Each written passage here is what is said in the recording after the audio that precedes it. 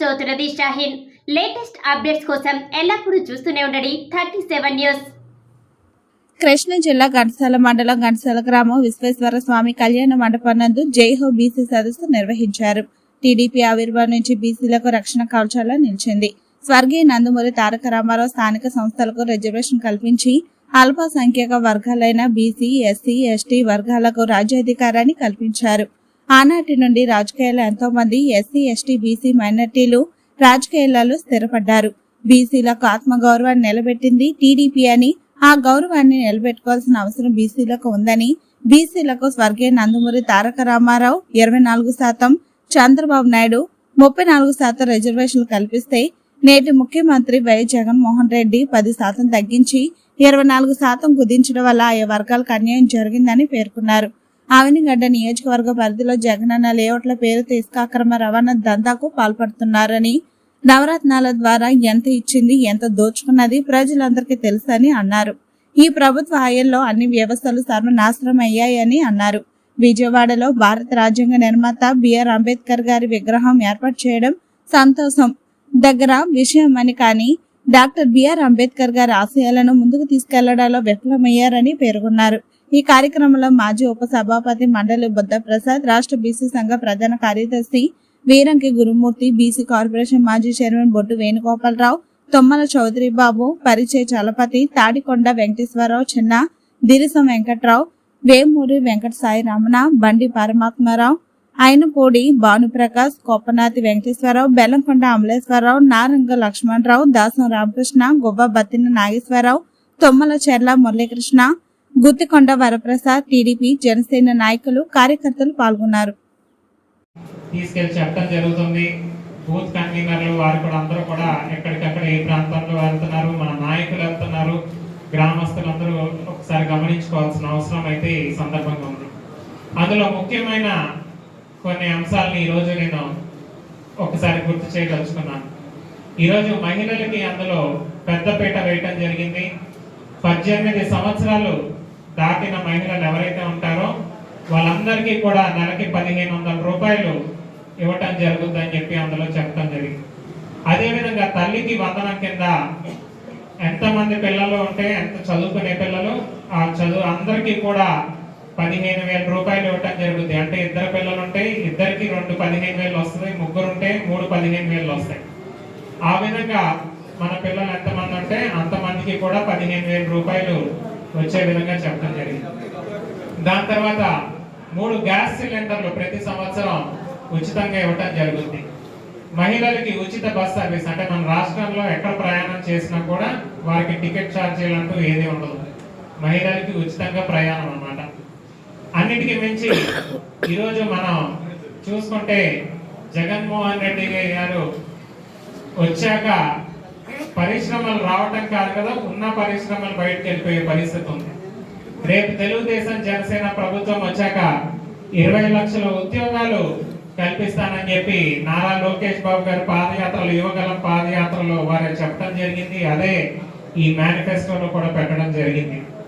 ఎవరైతే డిగ్రీ చదివాక ఖాళీగా ఉంటారో ఉద్యోగం వచ్చేంత వరకు వారికి నెలకి 3,000 రూపాయలు నిరుద్యోగ వృత్తిలాగా యువగలం నిధి నుంచి వారికి 3,000 రూపాయలు ప్రతి నెల వారికి ఉద్యోగం వచ్చేంత వరకు ఇస్తాము.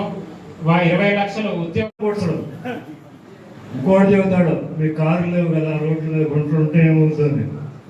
అయితే చచ్చిపోయేవాడు అంతా 2 వీలర్ మీద వెళ్ళేవాడు, వాడు కారులో వాడికి ఏం కాదు, స్లోకి వెళ్తాడు అంతే.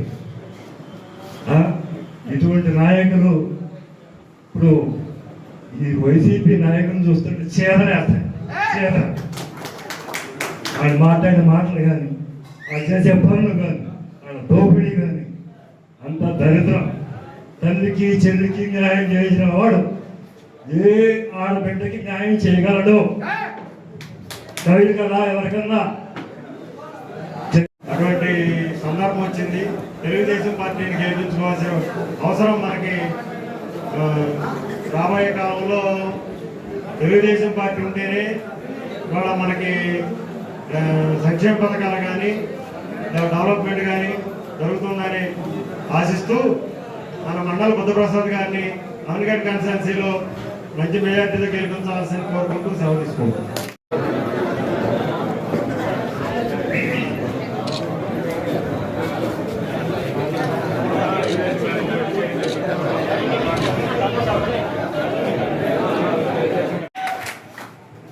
మీరు ఒక్కొక్కటి కూడా ఆలోచన చేయాలి. తెలుగుదేశం రాకముందు ఎవరు కూడా ఒక ఎమ్మెల్యే అయిన పరిస్థితి ఎక్కడైనా ఉందా? ఎన్టీ రామారావు గారు వచ్చిన తర్వాత మల్లేశ్వరంలో అంకెం ప్రభాకరరావు గారు ఒక శాసనసభ్యుడిగా, ఒక మంత్రిగా వచ్చాడు. అదేవిధంగా మచిలీపట్నంలో బొర్ర వెంకటస్వామి గారు శాసనసభ్యుడయ్యాడు. అదేవిధంగా నడగుది నరసింహారావు గారు ఒక శాసనసభ్యుడిగా మంత్రిగా వచ్చాడు. ఆయన వారసుడిగా ఈరోజు కొల్లు రవీంద్ర గారు ఒక శాసనసభ్యుడిగా, ఒక మంత్రిగా, ఈ రోజు బీసీ ఫెడరేషన్ ప్రెసిడెంట్ గా, అదేవిధంగా అత్యున్నతమైనటువంటి క్వాలిటీ బ్యూరో సభ్యుడిగా కూడా కొల్లు రవీంద్ర ఉన్నాయంటే అది తెలుగుదేశం పార్టీ బీసీలకు ఇచ్చేటువంటి స్థానం అని చెప్పి మీ అందరికీ నేను గుర్తు చేస్తా ఉన్నా. అంతేకాదు, ఈ మచిలీపట్నం పార్లమెంట్ చరిత్రలో మొట్టమొదటిసారిగా కేపీ రెడ్డికి సీట్ ఇచ్చినటువంటి చరిత్ర తెలుగుదేశం పార్టీ అన్న నందమూరి తారక రామారావు గారు అని చెప్పి తెలియజేస్తా ఉన్నా. ఈ విధంగా ఉత్తరాంధ్రలో చంద్రకాల పాత్రుడు ఒకటికి కాళ వెంకటరావు గారు, ఇంతమంది మేధావుల్ని, ఇంతమంది బీసీ వర్గాన్ని, ఇంతమంది బీసీ సమాజాన్ని బయటికి తీసుకొచ్చినటువంటి పార్టీ తెలుగుదేశం పార్టీ అని కూడా మీ అందరికీ నేను గర్వంగా మనం చేస్తా ఉన్నా. అదేవిధంగా మరి ముఖ్యంగా యనమల రామకృష్ణుడు ఆర్థిక శాఖ మంత్రి అంటే, ఇవాళ ఆర్థిక శాఖ మంత్రి పని ఏంటో తెలుసా? అప్పారం. నెలాఖరు వచ్చేపాటికి ఎక్కడ అప్పు తేవాలి, ఎక్కడైనా తీసుకొచ్చి మళ్ళీ చేయాలని ఆలోచన చేస్తారు. కానీ ఒక యనమల రామకృష్ణుడు అప్పుల్లో కొత్త ఇవ్వాలి, బీసీలకి కుల వృత్తులు ప్రోత్సహించాలని చెప్పి ఆలోచన చేసి స్థానిక సంస్థల్లో 20% రిజర్వేషన్ ఇచ్చి బీసీలకు రాజ్యాధికారం ఇచ్చినటువంటి మహానుభావుడు అన్న నందమూరి తారక రామారావు గారు అని చెప్పి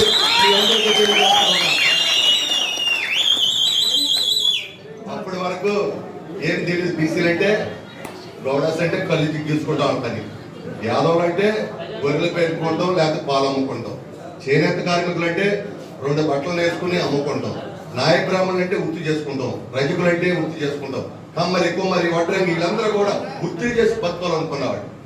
ఆ విధంగా ఎన్టీ రామారావు గారు వచ్చిన తర్వాత బీసీ బిడ్డలందరూ కూడా సర్పంచ్లు అయ్యారు, ఎంపీటీసీలు అయ్యారు, ఎంపీపీలు అయ్యారు, జిల్లా పరిషత్ చైర్మన్లు అయ్యారు. అది మాకు ఎన్టీ రామారావు గారు అనే ఒక దేవుడు ఇచ్చినటువంటి వరం అని చెప్పి, లేకపోతే నేనైతే పొరపాటు తోటలోకి ఎంపీ అయ్యామని కాదు, ఆయన రిజర్వేషన్ పోతే ఎన్ని జన్మలకు అయ్యేవాడు కాదు, మా మేడన్నా మున్సిపల్ చైర్మన్ అయ్యేవాడు కాదు. అదే విధంగా ఒక ఎంపీటీసీగా ఎవరు వచ్చేవాడు కాదు, ఒక సర్పంచ్ అవ్వాలంటే మోతుబరి కావాలి ఆ ఊర్లో ఆ రోజుల్లో. అలాంటిది మాకు భిక్ష పెట్టినటువంటి దేవుడు ఎన్టీ రామారావు గారు. ఆ తర్వాత చంద్రబాబు నాయుడు గారు వచ్చిన తర్వాత 20% రిజర్వేషన్ 34% చేశాడు. ఇప్పుడు జగన్మోహన్ రెడ్డి వచ్చాడు, ఈయన మహానుభావుడు అందరూ అనుకున్నారు. తేదీన జాతీయ అధ్యక్షులు నారా చంద్రబాబు నాయుడు గారు, ఈ రాష్ట్ర అధ్యక్షులు అచ్చెన్నాయుడు గారు, రాష్ట్ర బీసీ ఫెడరేషన్ అధ్యక్షుడు కొల్లు రవీంద్ర గారి నాయకత్వంలో కార్యక్రమాన్ని ప్రారంభించుకోవడం జరిగింది. ఈ యొక్క జయహో బీసీ కార్యక్రమం ముఖ్య ఉద్దేశం ఏదైతే ఈ రాష్ట్రంలో ఉన్నటువంటి బీసీ సమాజం ఉందో, గత తెలుగుదేశం ప్రభుత్వంలో ఏం చేసాం, ఈ ప్రభుత్వం వచ్చిన తర్వాత జగన్మోహన్ రెడ్డి వచ్చిన తర్వాత జగన్మోహన్ రెడ్డి టైంలో 10% బీసీ రిజర్వేషన్ పోగొట్టుకున్నాం, 16,800 మంది రాజ్యాంగ పదాలు పోగొట్టుకున్నాం. అంతేకాకుండా 76,000 కోట్ల నిధుల్ని ఇవాళ ఈ ప్రభుత్వం బీసీ నిధులను దారి మళ్లించింది. 30 సంక్షేమ కార్యక్రమాలు రద్దు చేసింది. 200 మంది బీసీలను చంపేశారు. 5,600 మంది మీద దాడులు కానీ, ఆస్తి నష్టం కానీ, అక్రమ కేసులు కానీ పెట్టడం జరిగింది. కాబట్టి ఈ విషయాలన్నీ కూడా చెప్పాలనే ఉద్దేశంతోనే ఈ రోజు జయహో బీసీ కార్యక్రమాన్ని ఇక్కడ ఏర్పాటు చేసాం. ఈ రోజున ఘంటసాల మండలంలో ఇంత పెద్ద వ్యక్తిన ఈ కార్యక్రమం ఆదరించిన ప్రతి ఒక్కరికి ధన్యవాదాలు తెలియజేసుకుంటూ, రాబోయే రోజుల్లో ఈ జగన్ ప్రభుత్వాన్ని గద్దె దింపడమే ఏకైక లక్ష్యంగా. ఎందుకంటే జగన్మోహన్ రెడ్డి ఒక్క ఛాన్స్తో అధికారంలోకి వచ్చి బీసీలను మొత్తం కూడా సర్వనాశనం చేశాడు, బీసీలని విద్యకు దూరం చేశాడు, బీసీలని రాజకీయంగా దూరం చేశాడు, బీసీలని వ్యాపారపరంగా దూరం చేశాడు. వాళ్ళ అనాగరికమైనటువంటి పరిపాలన ఈ రాష్ట్రం నడుపుతున్నాడు. ఇతను ఖచ్చితంగా ఇంటికి పంపడం ఏకైక లక్ష్యంగా మేము పనిచేస్తాం. తెలుగుదేశం పార్టీ ఆధ్వర్యంలో జయహో బీసీ కార్యక్రమం జరిగింది. జగన్మోహన్ రెడ్డి ఎక్కడ ప్రసంగం చేసినా నా బీసీలు, నా ఎస్సీలు, నా ఎస్టీలు కానీ వాస్తవానికి బీసీలకి ఏమాత్రం గౌరవం లభిస్తుంది ఇవాళ వారు బీసీల యొక్క ఆత్మ గౌరవాన్ని వాళ్ళ మట్టగలుగుతారు. బీసీల మీద అనేక హత్యలు జరిగాయి. అనేక మంది బీసీ నాయకుల మీద కేసులు పెట్టించారు. ఆ రకంగా ఒక పక్కన బీసీని అనగదొరికి మరో పక్కన స్థానిక సంస్థలు నిర్వీర్యం చేసి స్థానిక సంస్థల్లో గతంలో ఎన్టీ రామారావు సమయంలో 24% బీసీలకు రిజర్వేషన్ ఉన్నాయి. దాన్ని చంద్రబాబు గారు 34% ఇస్తే మళ్ళీ దాన్ని తగ్గించి 24% దాదాపు 16,500 మంది ఇవాళ స్థానిక సంస్థల్లో బీసీలు.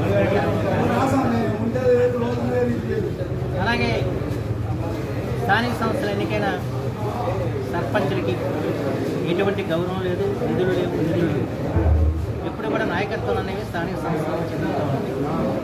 అలా ఎదగకుండా చేసిన పరిస్థితి ఇవాళ జగన్మోహన్ రెడ్డి. ఇవాళ వారు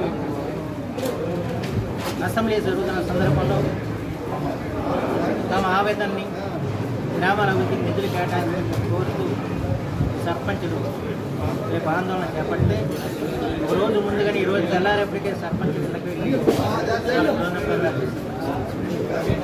ఒక నిరంకుశ విధానాలతో ఇవాళ ప్రభుత్వం వ్యవహరిస్తుంది. ఈ ప్రభుత్వానికి చరమగీతం పాడాల్సిన సమయం మాత్రం ఆసనమైంది. ప్రజలందరూ కూడా ఆలోచన చేసి ఈ జగన్మోహన్ రెడ్డి ప్రభుత్వానికి చరమగీతం పాడాలి. ఒక బలమైన నాయకుడు ఎవరైతే ఎదిగారో ఆ బలమైన నాయకుడిని వాళ్ళు నిర్వీర్యం చేసిన పరిస్థితులు ఉన్నాయి. ఉదాహరణ బీసీ వర్గాల సమితి కొలుసు పాఠశాల ఆ పార్టీలో నుంచి శాసనసభ్యుడికి ఎన్నికైన వ్యక్తి.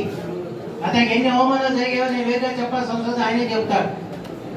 అయితే ఆయన యాదవ సామాజిక వర్గంలో ఒక మహోన్నతమైన నాయకుడికి ఎదిగిన మాట అందరం కూడా ఒప్పుకో తప్పదు. కానీ దాన్ని ఆయన ఇవాళ ఏం చేశాడు ఒకసారి ఆలోచించి. అలాగే మోపదేవి వెంకటరమణరావు గారు మత్స్యకార వర్గానికి సంబంధించి ఈ రాష్ట్రంలోనే ఒక నాయకుడిగా ఎన్నికైన వ్యక్తి. ఆయన కూడా సీట్లు అమలు చేసిన పరిస్థితి చూశారు. అంటే ఎవరైతే ఈ స్థానిక సంస్థలు మన ఈ బలహీన వర్గాల నుంచి ఒక నాయకుడిగా ఎదిగి వారి యొక్క నాయకత్వ ప్రతిభతో వాళ్ళ ఒక ఆయా సామాజిక వర్గాలకు ప్రతినిధులుగా ఉన్న సందర్భాన్ని గ్రహించి వాళ్ళని ఎలా నిర్వీర్యం చేయాలని చేసిన పరిస్థితి కూడా మీరు గమనించాలని చెప్పి పార్టీకి సంబంధించిన విషయం కాదు. ఎందుకంటే అలాంటి నాయకుడిని ఒక నాయకుడు ఎదగాలంటే అది తేలికైన విషయం కాదు. వాళ్ళకి సమర్థత ఉంటే తప్ప ఎలా ఎదగరు. అయితే ఆ నాయకత్వాలన్నీ కూడా వాళ్ళు అన్ని చోట్ల వాళ్ళు బలహీనం చేస్తున్న పరిస్థితి వాళ్ళు మీరు గమనించాల్సిన అవసరం లేదు. ఇకపోతే ఈ ప్రభుత్వం దోపీ ప్రభుత్వం చెప్పాల్సిన అవసరం. మీ శ్రీకాకుళం మీ మండలంలో శ్రీకాకుళం దగ్గర నుంచి శ్రీకాకుళంలో ఇసుకని ఏ విధంగా తెవ్వారు, కోట్లు గడించారన్న విషయం నేను వేరుగా చెప్పాల్సిన అవసరం. ఈ రోజు కూడా రాత్రి కూడా జరుగుతుంది. మన వాళ్ళు అడుగుంటున్నా కూడా ఎవరు అధికారులు స్పందిస్తున్న పరిస్థితి. అందరూ ఇవన్నీ కూడా వాళ్ళ సిఆర్జెడ్ ప్రాంతాలు. ఈ సిఆర్జెడ్ ప్రాంతాలు వాళ్ళ ఇసుక తవ్వకాలు నడుపుతూ అక్కడ గొడవ జరుగుతుంది. ఇసుక మట్టి పేరుతో ఈ డైరెక్ట్ అంటే జగనన్న కాలేజీకి దోతనం చెబుతారు. జగనన్న కాలేజీలు ఎక్కడైనా కూర్చుందా తవ్విందంతా అన్నది మీరు ఆలోచించండి. మరి ఎంత తవ్వి అమ్ముకున్నారు, ఎన్ని కోట్లు గడించారు, ఏ జగనన్న కాలేజీల పేరుతో జగనన్న కాలేజీకి ఎంత కావాలి, ఎక్కడైనా జగనన్న కాలేజీలో మెరగ జరిగిన పరిస్థితులు ఉన్నాయా, ఇలాంటి ఎంత తవ్విందంతా ఎక్కడికి వెళ్ళిపోయింది ఒకసారి ఆలోచించి. మీ కళ ముందే ఇతర రాష్ట్రాలకు వెళ్తుంది కదా సింగపూర్ నుంచి, అంతేగానే జగనన్న కాలేజీకి ఎంత పరిస్థితి ఎక్కడ చూశారు మీరు? ఎంత దుర్మార్గంగా ఇవాళ దోపిడీ జరిగింది ఒకసారి ఆలోచించండి. ఇక నవరత్నాలు అంటున్నాడు. నవరత్నం ద్వారా మీకు ఇచ్చింది ఎంత, వాళ్ళు దోచుకుంది ఎంత అనేది మీరు ఆలోచన చేయాలని చెప్పి ప్రతి ఒక్క లబ్ధిదారుని నేను కోరుతున్నాను. మీకు ఇచ్చింది ఎంత, వాళ్ళు దోచుకుంది ఎంత. అవనిగడ్డ శాసనసభ్యుడు ఎంత దోచుకున్నాడో తెలుసు ఎవరికి, జగన్మోహన్ రెడ్డి.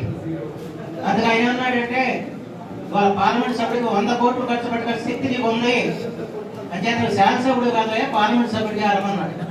అదేంటి ఆయన యొక్క కొలమానం అది. అంటే అంత దోచుకున్నాడని ఆయనకి కూడా తెలుసు. అంచేతండి నువ్వు శాసనసభ్యుడిగా కాదు, అది చిన్న విషయం. నువ్వు పార్లమెంట్ సభ్యుడికి వెళ్ళి 7 నియోజకవర్గాలు కూడా దోచుకోవాలి, ఒక అవగడ్డ దోచుకోవడం ఎందుకని చెప్పి ఇంకా ఏ నియోజకవర్గాలు ఇంకా చాలా మనకల్లా ఇసుక మట్టి ఉంది. అక్కడ గనులు గిల్లు ఉంటాయి, కొండలు ఉంటాయి, కొండలు కూడా కరిగిపోవచ్చు. ఈ రకమైన స్థితిని ఇవాళ ప్రజలందరూ ఆలోచన చేయాలని మాత్రం నేను మీ అందరికీ కూడా మనం చేస్తాను. అన్ని వ్యవస్థలను కూడా వాళ్ళు సర్వనాశనం చేసే పరిస్థితి, వాళ్ళు మనకి రక్షణ లేని పరిస్థితి. ప్రత్యేకించి ఇందాక చెప్పారు అంబేద్కర్ విగ్రహం గురించి సంతోషం. మా మానేడికి విగ్రహం పెట్టాలని ఆలోచన చేసింది చంద్రబాబు నాయుడు గారు. కానీ ఆయన పెట్టాలంతో అక్కడ కాకుండా తీసుకొని ఇక్కడ పీడబ్ల్యూ గ్రౌండ్స్ లో పెట్టారు. ఎక్కడ పెట్టినా ఆ మానేడిని ఆరాధించడం కాదు, ఆ మహనీయుడి ఆశయాలు ముందుకు తీసుకెళ్లాల్సిన అవసరం. ఇవాళ భారత రాజ్యాంగం మనకిచ్చింది ఏంటి? మాట్లాడే హక్కు ఇచ్చారు, సమావేశాలు పెట్టుకునే హక్కు ఇచ్చారు. ఆ రెండు హక్కుల్ని కూడా ఇవాళ కాలు రాసిన పరిస్థితి ఉందా లేదా అని చెప్పి అడుగుతున్నారు. ఎవరైనా మాట్లాడితే వెంటనే మన మీద కేసులు పెడతారు. ఎక్కడైనా సమావేశం పెట్టుకుంటామంటే వాళ్ళైతే ఎక్కడైనా రోడ్డును అడ్డగించి పెట్టేసేయచ్చు. కానీ మనం ఎక్కడైనా సమావేశం పెట్టాలంటే అది పర్మిషన్ లేవంటారు, ఆలస్యం చేస్తారు. ఈ రకమైన పరిస్థితుల్లో ఇవాళ ముందుగా మనం గమనించాల్సిన, నా ఉద్దేశంలో అభివృద్ధి సంక్షేమం కంటే కూడా ముందు మన ఆత్మగౌరవాన్ని నిలబెట్టుకోవాలి. రాజ్యాంగం మనకిచ్చిన హక్కుల్ని మనం కాపాడుకోవాల్సిన అవసరం ఉంది. అందుకు మనందరం కూడా పోరాడాల్సిన ఆవశ్యకత కూడా ఎంతైనా ఉందని చెప్పి అందులో బీసీల ఆత్మగౌరవాన్ని నిలబెట్టుకోవాల్సిన పరిస్థితి. ఏ ఆత్మగౌరవ నినాదంతో వలన ఎన్టీ రామారావు తెలుగుదేశం పార్టీ పెట్టారో ఆత్మగౌరవం, ఈ యొక్క ఆత్మగౌరవాన్ని నిలబెట్టగల శక్తి ఒక తెలుగుదేశం పార్టీ తప్ప వేరొకటి లేదని చెప్పి మాత్రం మనం తెలుసు. ఎందుకంటే ఇవాళ అనేక సంఘటనలు చెప్పారు, ఎంతమంది ఆత్మహత్యన్నారు. ఇవాళ కురవాళ్ళ పాపం అమర్నాథ్ గౌడ్ని ఎంత సజీవ దానం చేశారు. ఆ సజీవ దానం చేసి ఆయన మాట్లాడితే నాకు ఆశ్చర్యకరమైన విషయం అంటే, ఆయన నోరు తెలిస్తే చాలా గొప్పగా మాట్లాడతారు జగన్మోహన్ రెడ్డి గారు. పేదలకి పెత్తందారులకి పోరాటం మాట్లాడితే అది అంటాడు. మనమందరం పెత్తందారులు ఉంటాం, తెలుగుదేశం పార్టీ ఆడ పేదల పార్టీ. ఇవాళ భారతదేశంలో అత్యంత ధన సంపన్నుడైన ముఖ్యమంత్రి ఎవరంటే జగన్మోహన్ రెడ్డి అన్నది చారిత్రక సత్యం. ఆయన పేదవాడు ఎట్లా అవుతాడని చెప్పండి. ఇవాళ అమర్నాథ్ గౌడ్ని చంపింది పెత్తందారుల పేదవాళ్ళ. నువ్వు ఎవరి పక్షాన్ని ఇచ్చావు? ఆ పెత్తందారుల పక్షాన్ని ఇచ్చి వాళ్ళని రక్షించడం కాకుండా వాళ్ళు విడుదలైతే ఊరేగింపులు చేసావు. ఇంకా నువ్వేంటి పిలిచేకి ఇచ్చిన ఘనత లేదా పేదవాళ్ళకి ఇచ్చిన ఘనత అని చెప్పి మాత్రం మనం చేస్తాం. అలాగే డ్రైవర్ సుబ్రహ్మణ్యాన్ని ఒక ఎమ్మెల్సీ ఏ విధంగా హతమార్చాడు, డోర్ డెలివరీ చేశాడు, శవాన్ని తీసుకొచ్చి ఎంత ధైర్యం అండి. అయితే ఆయన్ని విడుదలైతే ఎంత గొప్పగా ఊరేగించారో చెప్పడానికి వీళ్ళని మీ అందరూ చూస్తున్నారు. అతని మీద ఏమన్నా చర్య తీసుకోవడానికి చెప్పి అడుగుతున్నా. అతను అన్న పార్టీని సస్పెండ్ చేశాడు, పక్కన పెట్టి తిరుగుతున్నాడు అతను. అంటే జగన్మోహన్ రెడ్డి యొక్క స్వరూపం, అతని యొక్క మీరు గమనించాల్సిన అవసరం ఉంది. అతని ఆలోచన విధానం. ఇవాళ వాళ్ళ చెల్లెలు షర్మిల ఇవాళ కాంగ్రెస్ పార్టీ అధ్యక్షురాలు అయిన తర్వాత తన అన్న యొక్క నిజ స్వరూపాన్ని వెల్లడిస్తుందని చెప్పి ఆమె మీద ఎన్ని పోస్టింగ్లు పెట్టిస్తున్నారో సోషల్ మీడియాలో చెప్పడానికి వీలు. మా డీజీపీ గారు ప్రకటనలు ఇస్తాడు, ఎవరైనా కూడా సాంఘిక మాధ్యమాల పోస్టింగ్లు పెడితే వాళ్ళ మీద చర్య తీసుకుంటామని. ఇది మా అమరిగడ్డలో ఆదివేశ ప్రముఖుడు గుగ్గిళ్ళ శ్యామ్ కుమార్ గారు అని చెప్పి ఆయన పోస్టింగ్ ఏదో ఉంటే దాన్ని ఫార్వర్డ్ చేశాడని చెప్పి